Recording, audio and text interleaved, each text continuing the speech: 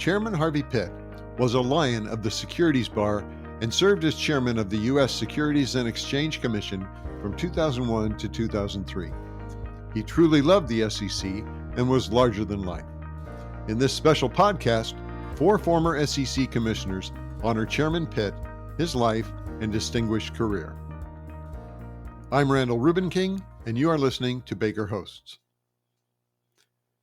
In today's special episode of Bulls, Bears, and Blockchain, Baker Hostetler's series of fireside chats, Teresa Goody-Guillen, partner in the firm's white-collar investigations and securities enforcement and litigation team, and co-leader of the blockchain team, speaks about Chairman Harvey Pitt with Paul Atkins, Chief Executive and Founder, Potomac Global Partners, and SEC Commissioner 2002 to 2008, Dan Gallagher, Chief Legal and Corporate Affairs Officer, Robinhood, and SEC Commissioner 2011 to 2015, Troy Paredes, Founder, Paredes Strategies, LLC, and SEC Commissioner 2008 to 2013, and Michael Pivovar, Executive Vice President, Finance, Milken Institute, and both Acting SEC Chairman 2017 and SEC Commissioner 2013 to 2018.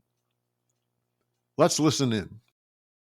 We just want to take a few moments to honor Chairman Harvey Pitt, his life and his distinguished career. So while no bio would really do justice to the man that he is, I will try and give a brief background. So Chairman Pitt was a lion of the securities bar. He truly loved the SEC and was larger than life.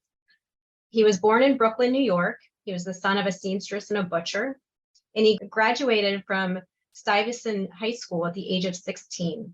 And then he graduated from Brooklyn College with a bachelor's degree and St. John's School of Law with a Juris Doctor. Chairman Pitt served at the SEC from 1968 until 1978, including 3 years as the Commission's general counsel and the Commission's youngest general counsel at the age of 30. Then for nearly a quarter of a century, Chairman Pitt was a senior corporate partner in the international law firm Fried, Frank, Harris, Shriver, and Jacobson.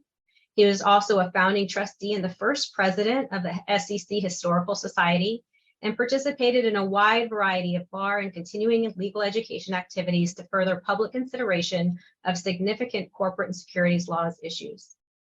Chairman Pitt served as an adjunct professor of law at Georgetown University Law Center, at George Washington University School of Law, and the University of Pennsylvania School of Law. He fulfilled his lifelong dream of serving as the SEC chairman from August 2001 to February 2003. And in that capacity, he was responsible for overseeing the SEC's response to market disruptions resulting from the terrorist attacks of 9/11, creating the SEC's real-time enforcement program, and leading the Commission's adoption of dozens of rules in response to the corporate and accounting crises.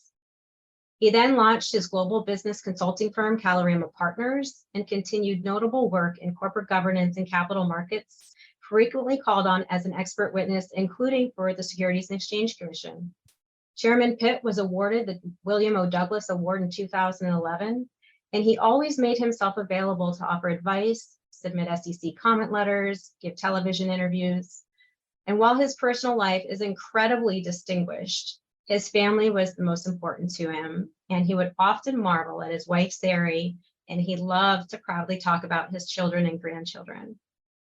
So with that, commissioners, we'd love to hear any remarks you'd like to share about Chairman Pitt. And Commissioner Atkins, you were on the commission with him, so we thought we'd start with you. Well, thanks, Teresa. Well, yeah, I thought Harvey was great. I really miss him. I'm sorry that he's not here today, but he really, as you said, a lion of the bar and was a good leader.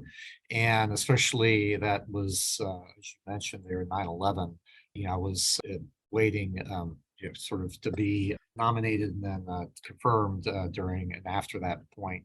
But he really led the SEC in a real hands-on way, 24/7, like he sort of inimical that his way of doing it, and sending emails and whatnot at all hours of the day and night.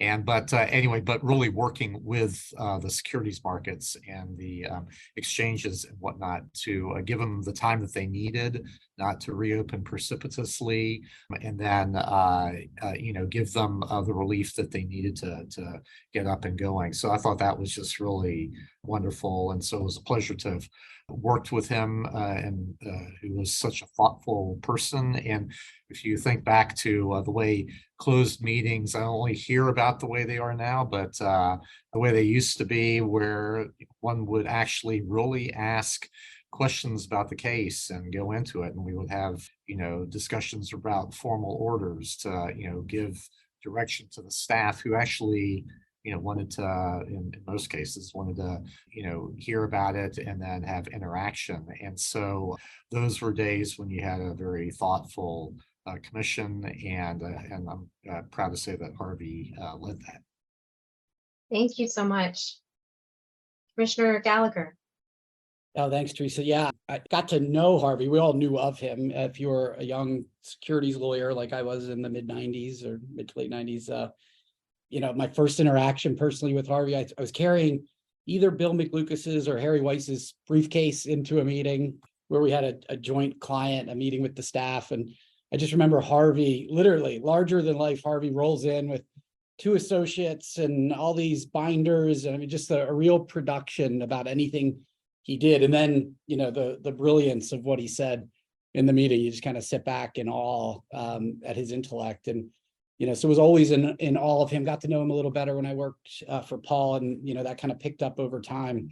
But, having just been at his funeral, listening to his family talk about the notes he left, it was really fascinating because I was thinking, I have a connection to that. I'm going to go home this weekend and actually look at some of my old emails that I had from Harvey. And it was so amazing. It was a little overwhelming, actually. It made me a bit emotional, but each message, had some sort of heartfelt, uplifting note to you that was very personal to you. It wasn't contrived. It wasn't, he thought about it, and he, whether it was 5 paragraphs or 1, it was just always so special, and he made you feel special.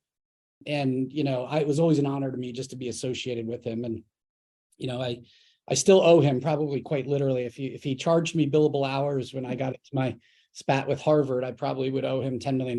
But he decided to intellectually take on that cause, and I think he had fun. Quite frankly, I was a needy friend, and but so I was a friend indeed. So I miss him already. I know you do, Teresa, more than anybody. But I'm just proud to have known him, and we got to keep his memory alive. No, thank you so much. And I did the same thing with my emails. I've spent hours and hours going through old emails, and it was really, heartwarming. Commissioner Paredes. One of the things I think Dan's point about you knew of Harvey even before you knew Harvey, I think is really a testament to Harvey and the impact he had on securities regulation. And I'm sure that's certainly my experience, and I'm sure probably for everybody here as well. And then the opportunity to get to know him. One of the things is, sometimes you expect somebody of his stature and accomplishment and kind of knowledge, expertise to, I don't know, maybe let's just say be different than Harvey really was as a person. But he was a really good person, and supportive and generous and interested. And that was immediate. I think the first time, that I had interactions with him, that, came across, and it didn't need to, right? He didn't need to be that way. I think that's just who he, was as a human being. And I think that is among the most memorable aspects of having gotten the benefit of getting to know and become friends with him beyond, the 4 corners of his expertise when it comes to the SEC and the federal securities laws. The other thing I would note, and Teresa, you made reference to this in your remarks, boy, you'd be hard pressed to find somebody who had more admiration for the SEC. And, you could have that admiration without necessarily agreeing with every single thing the SEC does or doesn't do at any particular moment in time.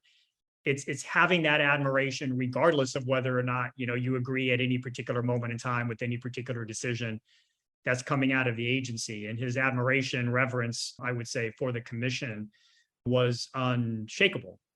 And that's a huge testament to him. And I think of the importance of folks like Harvey, and given his years of commitment to the SEC. And I would say his commitment to the SEC was not only when he was there, whether it was on the staff as general counsel or as the chair of the SEC, but he was committed to the SEC even when he wasn't there at the commission, but he was in, its orbit in terms of his private practice. So, an incredibly consequential person in the history of the agency. And I know we all miss him a ton. Thanks, Commissioner Paredes. Commissioner Pivovar.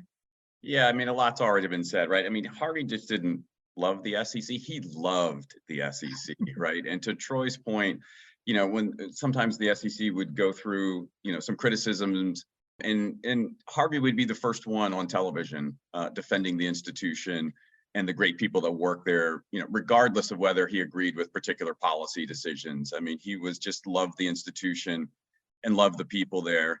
I came to the SEC as a staff economist first in the early 2000s when Harvey was chairman. And I remember the first interaction with him, he was walking around talking about PUCA. And I'm like, what the heck is that? And it turned out that it was the Public Utility Holding Company Act that had granted authority to the SEC back. It was a New Deal thing. It was this weird thing. And people used to call it PUCA, but Harvey had so much disdain for it, he called it PUCA. And he would go around and he was, convincing Congress to repeal that authority because it just no longer made sense, and was very, very effective in doing that. I came in as a staff, a visiting academic and a staff economist. And I thought Harvey was just sort of, like any other chairman, and valued the role of economic analysis at the SEC, right? The SEC is mostly lawyers, and, a small group of economists that were there. And he really valued the role that we had in the rulemaking framework and cost benefit analysis, and also the enforcement cases. Little did I learn that he was the exception, not the rule. And, after he left, the SEC lost a number of cases because subsequent chairmen did not take into account the fact that the SEC, in accordance with the Administrative Procedure Act, has to do adequate cost benefit analysis. So he was proven right on that.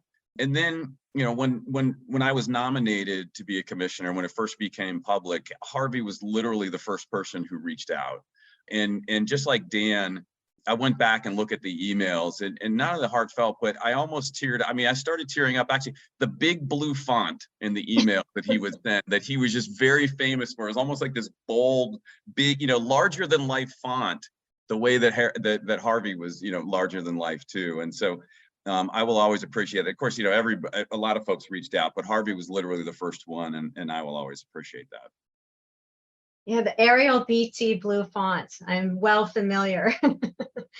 So thank you so much. And so I'll just say a few words too, because, I did have the good fortune of working with Chairman Pitt, and he was my professional and personal mentor and father. And so I learned a lot from his brilliance and judgment and just institutional knowledge. Even though I worked at the SEC, it really wasn't until afterwards that I got such an affection for it. I think a lot through all of his institutional knowledge, hearing all of the stories from the 70s, and then his historical knowledge from going back to the 30s when it was the FTC before the SEC and all sorts of things. But I learned a lot from him, and like I said, it was through his eyes that I really had gain an affection for the SEC, Chairman Ray Garrett Jr., Brooklyn, the movies. For those of you who have heard Harvey say that all good advice comes from the movies, but he really inspired me, and I thought I'd share something about how magnanimous and generous he is kind of the story of how I met him. Because I was in the office of general counsel, and I cold called him and said, hi, I left a message. I'm in OGC and I'm being investigated by the Officer of Inspector General. And I was wondering if you might help me. And I got a call back right away. I was in his office, and he defended me pro bono, completely exonerated me, offered me to come work with him, and then shed a light on everything that was going on in the IG's office at that time. And then we defended people pro bono, and ever since then, he's just been a really instrumental and huge part of my life. So, and he loved to be a mentor. So think of him as one of the most brilliant, funny, magnanimous, and generous persons I've ever met. And his family too. He's very generous and gracious family. So it goes without saying that he is already deeply missed by many people. Thank you, Teresa. If you have any questions for Teresa, her contact information is in the show notes. As always, thanks for listening to Baker Hosts. Comments heard on Baker Hosts are for informational purposes and should not be construed as legal advice regarding any specific facts or circumstances. Listeners should not act upon the information provided on Baker Hosts without first consulting with a lawyer directly. The opinions expressed on Baker Hosts are those of participants appearing on the program and do not necessarily reflect those of the firm. For more information about our practices and experience, please visit bakerlaw.com.